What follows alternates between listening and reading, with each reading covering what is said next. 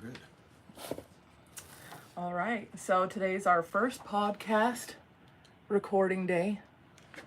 And so this is Dan Shaw, and I am Darren Smithwick. And so go ahead and introduce yourself and tell us about like what you do, your background, your affiliation with school, and whatnot. Well, I have kind of a crazy background. So born and raised in Tacoma, Washington, and then went to Bellarmine Prep High School in Tacoma. Sports junkie. That was kind of my shtick growing up: football, basketball, baseball. And then was lucky enough out of high school to get a college football scholarship to play at Pacific Lutheran University, and it was there that I graduated from PLU, and it was at PLU where I had sort of a agnostic phase, or I wouldn't say it was an atheistic phase. It was more probably like a apathetic agnostic. It's kind of like how C.S. Lewis says, unbelief isn't something that you wake up in the morning and you just say, hey, I think it'd be great if I'm an unbeliever this morning. He says unbelief usually is something that's gradual, and he says it doesn't happen all at once, but he says it's soft underfoot with no signposts, so you don't even know you're drifting. And that's kind of how mine was. And then when you take a lot of classes in college, which are pretty skeptical of faith and skeptical of God, it's almost like in many ways, it becomes convenient not to believe in God when you're doing a lot of ungodly things in college, specifically, with alcohol and partying and promiscuity, and it becomes pretty advantageous to know that nothing's looking over your shoulder. If there is no God, or that if Christianity is not true, it makes it kind of a little bit more easier and permissible to do the things you're doing if Big Brother's not watching, so to speak. And so that's where I kind of entered that agnostic, atheistic, not atheistic, but I call it agnostic-y phase. And had an experience, of investigating the Christian faith in terms of the historical nature of it, and then ended up going to Luther Seminary in St. Paul in 1998 for a Master's of Divinity, which is the degree that you pursue for ordained pastoral ministry, and have kind of been just I like to joke I traded balls for books, and so instead of baseballs and basketballs and footballs, I became uber competitive with books. And so from PLU to Luther Seminary, and then a doctorate at Faith International University on the historical evidences for the resurrection of Jesus, which was what converted me in college.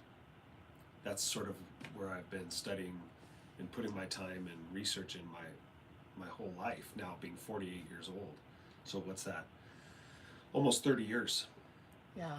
And that's where you went to school and you were being taught under Ferdy, and who else were your major teachers that you just really appreciated for inputting into your life?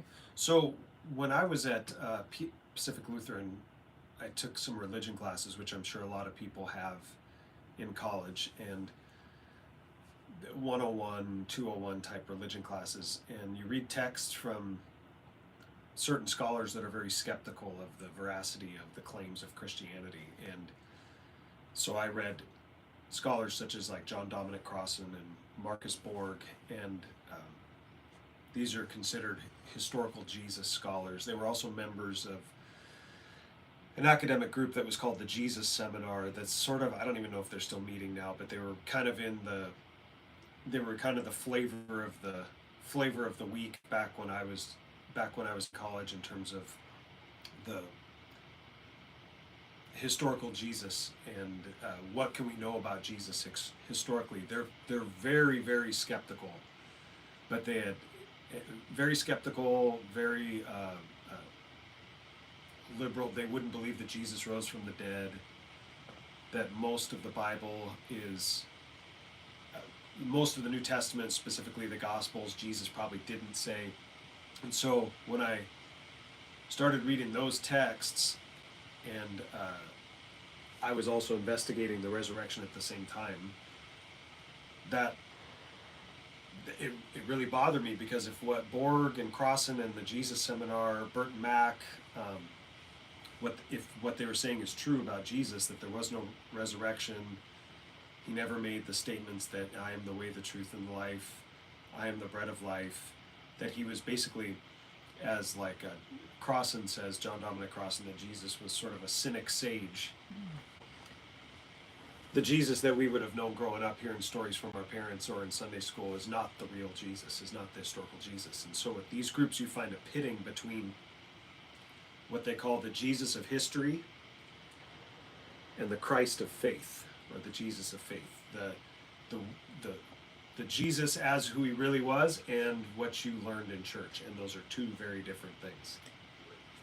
And so that bothered me, because in essence, if what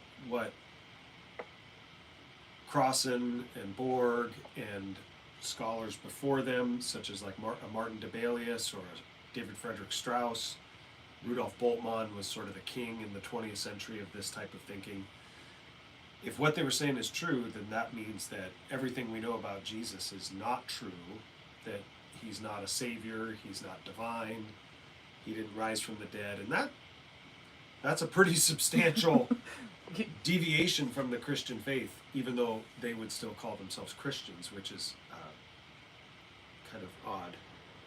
Anyway, when that bothered me a lot, so that's when I started to really get into the historical research concerning Christianity and the origins of Christianity. And when I went to seminary, I talked with a couple of older students there, and I said, I want to take professors that are squared away in terms of the faith, that aren't just merely repeating things that they think are true because the Bible tells them, but critically examine text, but also are what we would call traditional Christians. And that's how these older students at Luther Seminary said, well, then these are the guys you got to take. And so I took a lot of classes from Jim Nestigan in church history, and Craig Kester with New Testament, and Stephen Paulson in systematic theology, and Gerhard Ferde, who was sort of the giant, the theological giant at Luther Seminary, even though he was sort of a smaller, reserved man. He was retired at that point, but he was still teaching Lutheran confessional writings, and so I was able to take that class from Ferde and Nestigan, and then also did some independent study and some, not formal independent study, but some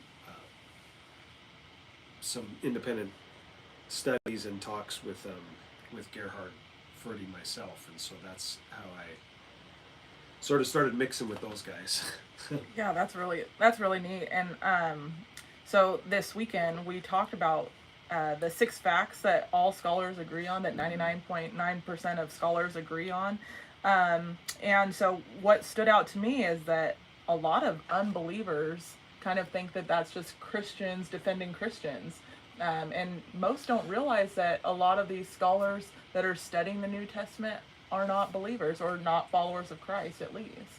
Right. There's a host of New Testament people that specialize in New Testament studies, that sit in reputable chairs with terminal degrees, that are not what you would consider Christian believers. They would be agnostic or theistic, but not Christian in specificity. I can name you a couple. Bart Ehrman of Chapel Hill, who was trained under Bart Ehrman himself, who's I think he would call himself even an atheist today. He's really popular because he wrote a number of books, number of popular books that kind of espoused a lot of the critical scholarship that the Jesus Seminar was espousing, misquoting Jesus. I think he was even on like Colbert's show. So I mean, rarely do you see serious New Testament scholarship or serious theological scholarship on like, Jimmy Fallon show and stuff like that. So he actually became quite popular. Ironically enough, he was trained at Princeton under one of the finest textual critics that's ever lived, named Bruce Metzger. And Metzger was a faithful Christian until his death. His student Bart Ehrman is an apostate, has renounced the faith. But that would be an example. Another example would be a Gerd Ludemann, New Testament scholar, who passed away, I think, a couple years ago, who I believe he's an atheist, who would be a New Testament. YouTube's not cooperating. YouTube's not cooperating, but it was our little extra for our YouTubers that follow our page. So there's a spectrum on the scholarship. You know, you'd have believing scholars, you'd have maybe just theistic scholars, you would have atheist agnostic scholars, and you know, it's not like unbeliever, not unbeliever, kind of a believer, theistic, they believe in God but not necessarily Christianity, or full-blown evangelical.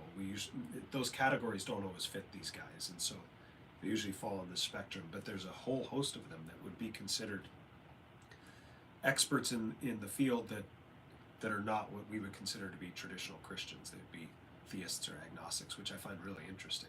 I mean, I think it's really interesting too, because I think that my misconception was also that, well, how are we going to get someone who is not a believer to listen to a scholar that studies the New Testament? They probably just assume that, like me, that they're just Christians who wanted to know the Bible more, and so they went into deeper study on that. Right.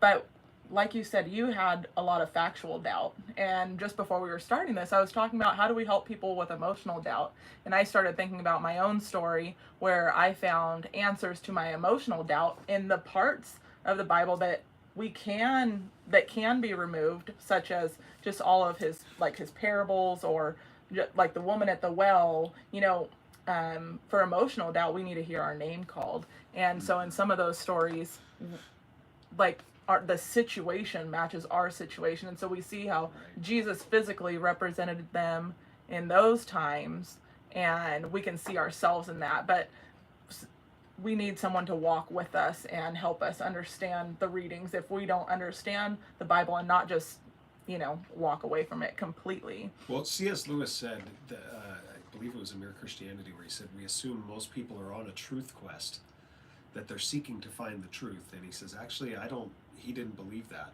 We naturally think that about people, but I kind of agree with Lewis. He says, I think most people aren't on a truth quest, they're on a happiness quest. And they're looking for things to make them happy. And he said, I didn't go to Christianity to make me happy. Lewis, professor of ancient mythology at Oxford, sub-college of Oxford, called Magdalen, pronounced Magdalen. And he says, he goes, I always knew a bottle of port wine could make me happy. I didn't go to Christianity to make me happy. He says, I went to Christianity to see if it was true. And he says, if it's true, I would follow it whether it made me happy or not. And I don't think most people think, I would suggest that people believe that about themselves or their family or friends, but in actuality, that's not what people are. If you get deep down, they're really after they're on a happiness quest to something that will make them happy. And that's why we see all of the struggles here that make us unhappy. Well, if God was so good, he would have, made us happy. Right, well, the theodicy question. How could a good God allow suffering and evil? But for me, I had a professor at PLU that just said, hey, if you want to investigate Christianity, go straight to the central event, which is the resurrection of Jesus. If that event happened, then all of Christianity is true. If that event didn't happen, none of Christianity is true.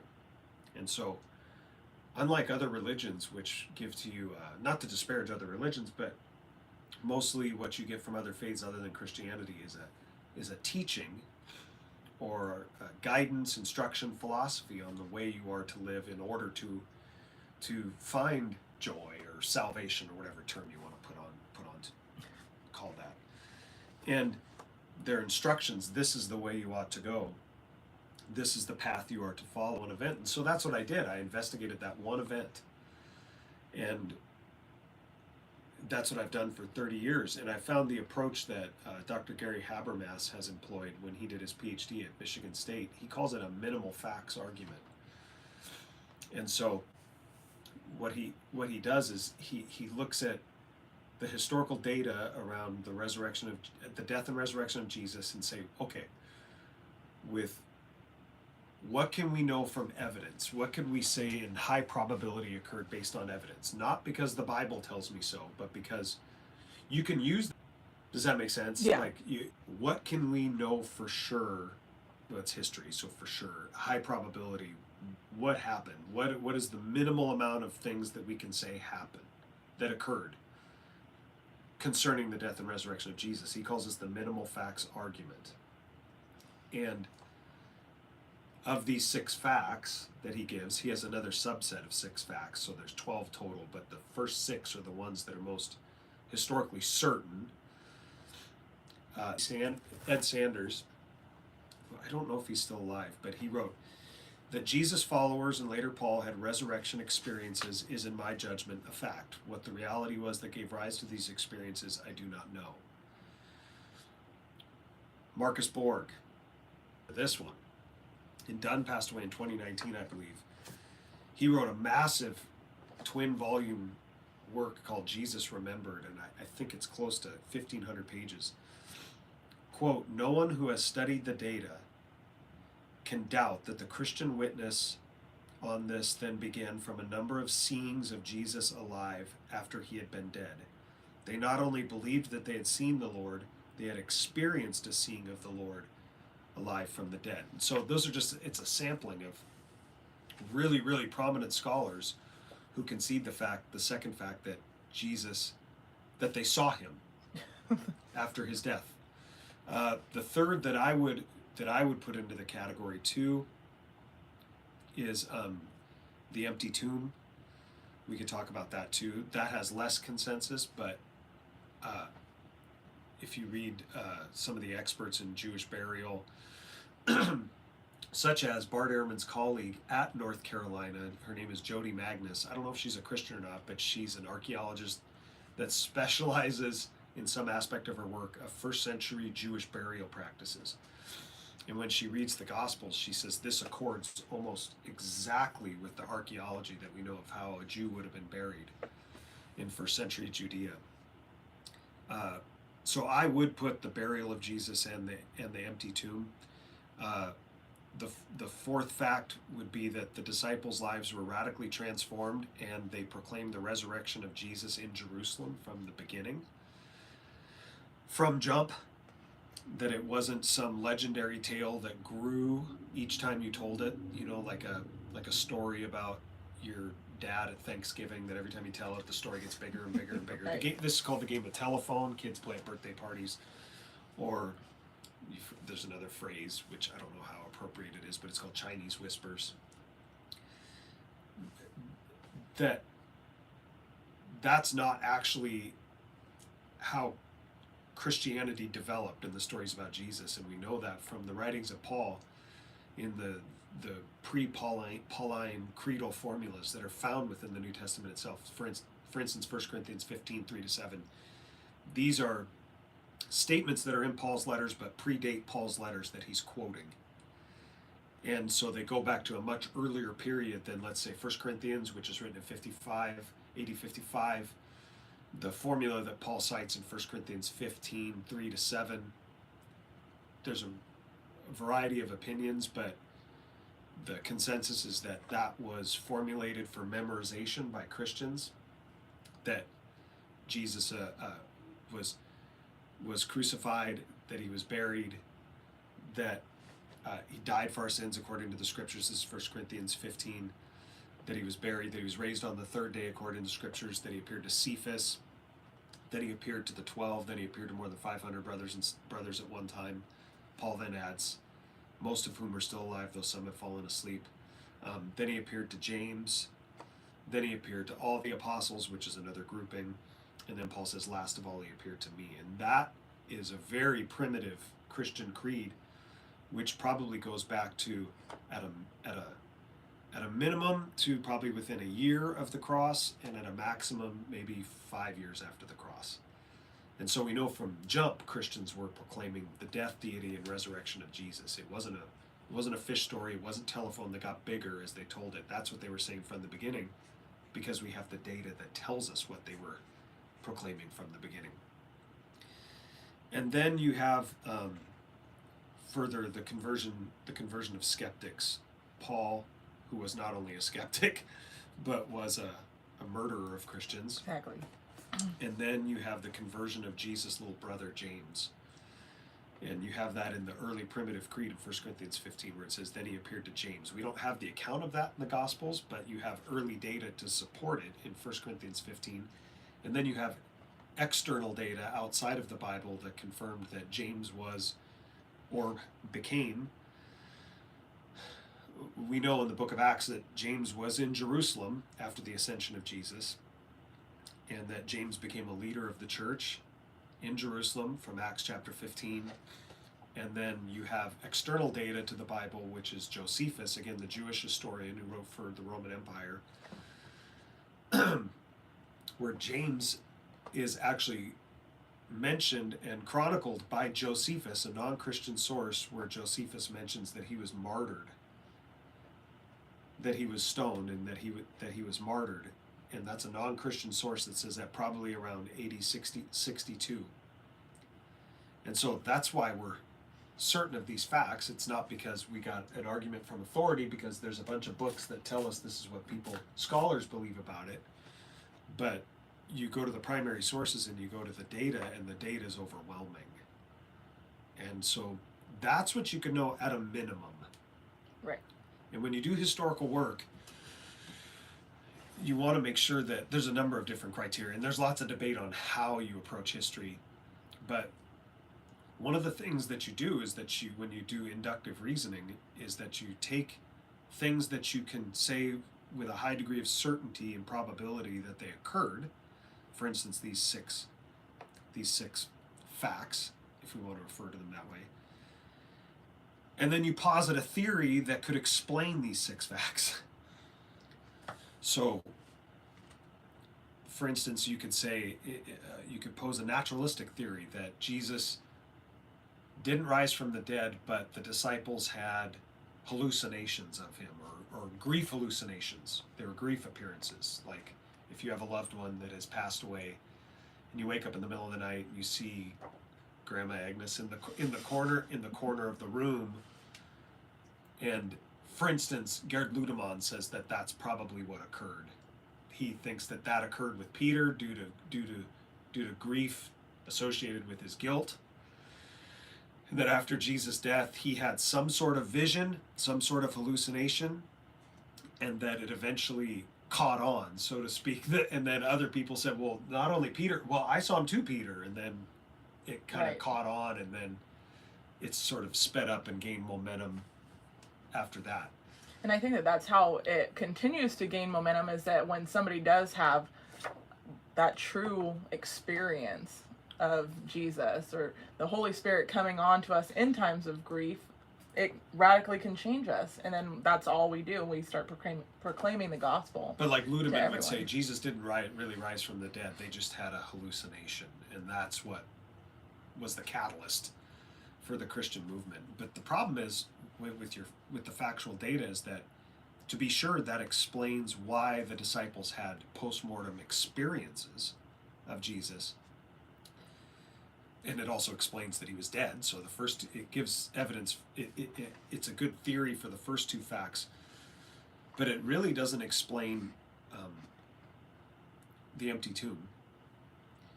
And it doesn't explain why the first Christians thought Jesus Christ was resurrected rather than...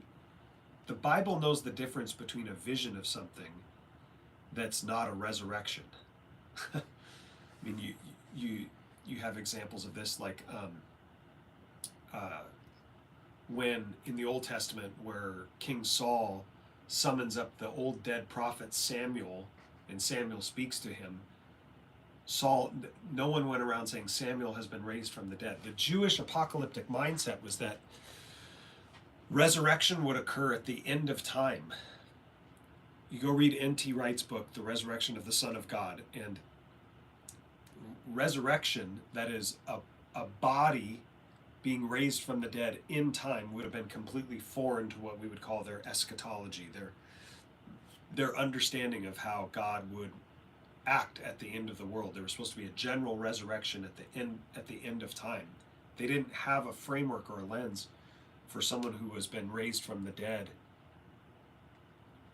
in the middle of time. They knew how to make a distinction between a vision, right, and someone who was resurrected from the dead and now who has conquered death. So why Larry Hurtado has a number of great books on this, where he calls it their view of Christ was a Christian mutation, that it was a mutation given the Jewish mindset at the time of how they looked at resurrection and how they looked at the end of time. And furthermore, there's a great book he wrote called How Jesus Became God. How on Earth Did Jesus Become God? Kind of a fun, catchy title. How on earth did Jesus become God? He said the Christians very, very, very early on started to assert the divinity of Jesus, not as a second God that is in competition, like a Gnostic competition with the God of the Old Testament, the Yahweh, the God of the Bible, but that somehow in some way this Jesus who was crucified and now who has been seen alive is incorporated into that one God's Godhead, his divinity. It's not a separate God. Jesus is incorporated into this one God's divinity himself. Right. And you can see this in I think it's in 1 Corinthians 8, where Paul basically quotes the Shema. The Lord your God is one. Hear, O Israel, the Lord your God is one. And Jesus Christ, the Lord, is incorporated into the Shema. So Jesus' divinity was asserted very early on. And so you have to have a historical theory that gels and dovetails with the actual historical facts and data of what we know. I mean, there's all sorts of theories as to what happened. There's, like I mentioned, hallucinations. There's a swoon theory that Jesus really didn't die on the cross, but that he was given a drug, or he faked his death, and then 3 days later he pops out of the tomb with with these wounds, and somehow they conclude that the disciples must have concluded because Jesus swooned, he didn't really die. It explains appearances, right? But that I don't know where they would get the conclusion that Jesus now is the defeater of death and the author of life when he looks like death warmed over. Yeah. There's a whole bunch of other things we could say about that, but the resurrection is for me, the resurrection was the one answer that makes all 6 facts yes. It clicks yes onto every single fact. And so when I was in college and in graduate school, I at least had to tangle with that, and most people that deal with the data seriously, most people don't deal with the historical data very seriously, but the ones that do, usually their last out or their last defense mechanism is to go to David Hume, an 18th century British philosopher, who basically said that miracles can't happen. That, in essence, that any naturalistic explanation for the resurrection of Jesus, whether hallucinations or body snatchers or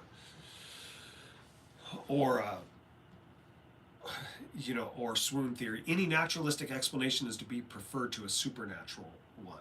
Because am I supposed to believe that over the billions of years of the history of the universe that the laws of physics, which never change, have been defied one time? Am I supposed to believe that? Or am I supposed to believe that a more naturalistic explanation, like someone stealing a body, which could happen hundreds if not thousands of times, is the naturalistic explanation is always going to be the more probable one? Yeah. Rather than one event that defies 13 billion years of physics. And so But see, and the problem with that approach is that you've already come to a conclusion before you ever look at data. That's the problem.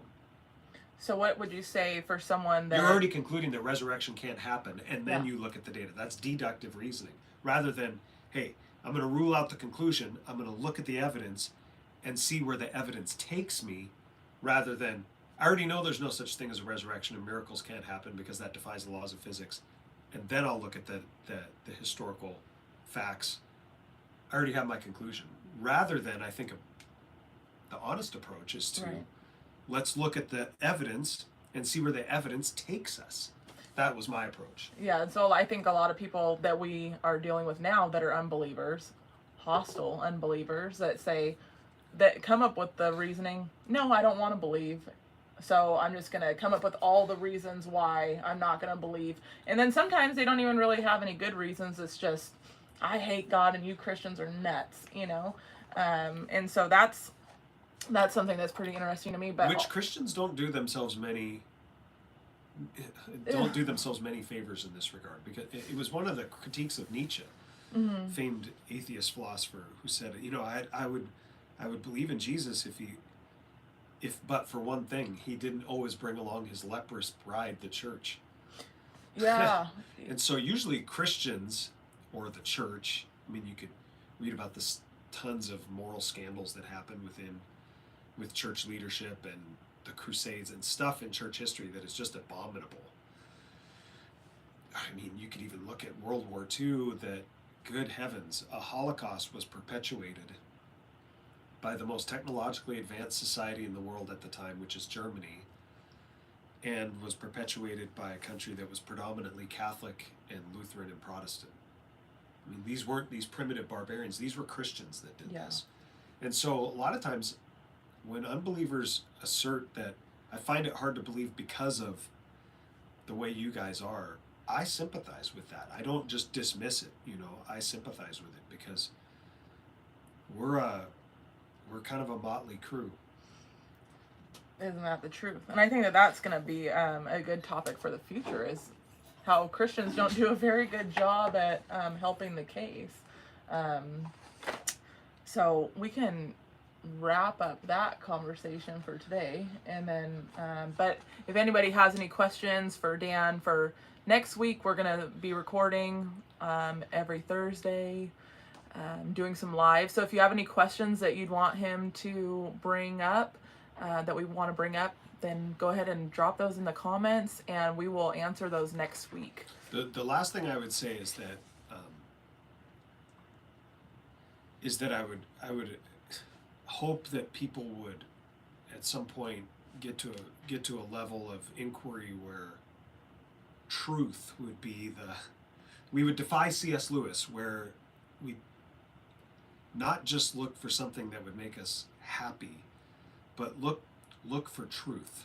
Correct. First. And I think people will genuinely, when they investigate Christianity, specifically the resurrection itself, because that's the central event, that if you go looking for truth, you might be surprised at what you find. But if you go looking for happiness, unfortunately, you're just probably going to find a mirror of yourself.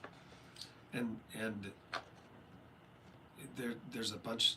That's not the way to joy, is just to be self-seeking in all things, especially in your deity that you want to worship, because in actuality you'll just be worshiping yourself. And in the end, as I like to mention, when you get to points in your life when you feel like you want to kill yourself or you hate yourself, there's going to be no God who disagrees with you, because you've constructed a God that just agrees with you. And that's a bad place to be. And conversely, when you get too full of yourself, there's not going to be a God to disagree with you either. When you have the Christian God, who C.S. Lewis said, in his experience, he dubbed him in the Narnia Chronicles, the figure Aslan, as he's wild, that he doesn't conform to our wishes. When you get too full of yourself, you're going to have someone that can prick your bubble. And when you feel like you hate yourself, there's someone who's going to lift you up, because it's not you, it's something else. It's like the sermon when we had the guests from YWAM, he came and he said, you have to stay low. You have to stay low because when you get yourself too inflated, as a Christian, we do that because we think that we are, we are separated, we are set apart, but we're still as low as everybody else, our sin doesn't change. It's hard to get a really inflated view of yourself as a Christian when you really look at the fact that if God had to send his son for me and to do this for me, that means I was completely and utterly dead and incapable of advancing myself towards salvation or righteousness. Because if I could advance myself, then, and if I could somehow or another engage in a process of self-salvation, what's Jesus Christ doing on that cross then? And so it's hard to get a high opinion of yourself if you're saying that's how low God had to go to get me, one such as I. Amazing grace, how sweet the sound that saved a wretch. I don't know how you get too high on yourself, but that's I can't remember what theologian said it. We're in an endless process to always think well of ourselves. And it's sort of the natural, like Ferdy would say, it's the natural rebellious state of the heart to always try and establish a righteousness of our own, even with our mouth as we say Jesus is Lord, and yet we still try and attain some level of righteousness of our own, and that just negates the aspect of the cross. So yeah, I think that's what I was struggling with, was how do I lift myself back up now that I've realized this? And I was like, no, maybe the point is to not. Well, typically what I've always done is like, you do a lot of reading, you do a lot of writing, you get a lot of degrees after your name, and therefore, look, now I have become something, and now I have arrived, and now you have salvation by intelligence. Yeah. Or salvation by learning, which is in many ways worse than outright unbelief, because you have a self-salvation that's disguised in Christian language, and you think you are serving God, and you think you are being a good disciple of Christ. And in many ways, whenever you're in a process of self-salvation, all you're doing is fighting him. Yeah, that's while confessing that he's Lord. I mean, it's tricky. It's really tricky. I think that's the biggest tangle that Christians get into, and that's a very big mess to untangle from. So yeah, it would. The mess is so big. If you had to think about it, like, there's only one thing that could probably untangle it, and it's maybe if God sent his son and he had to die for us and rise again, that might untangle it. Or like your book, if you just sit down. Yep. Sit down, shut up, and listen. Listen to Jesus. So anyway, so we're gonna close that for our intro. So like I said, if you have any questions, just leave them in the comments and we will answer them next week. So awesome. Thanks, Dan. Yep. How do I close this? Let's end this one. Okay, how do we end? Okay. I assume it's that X. Yep, that works.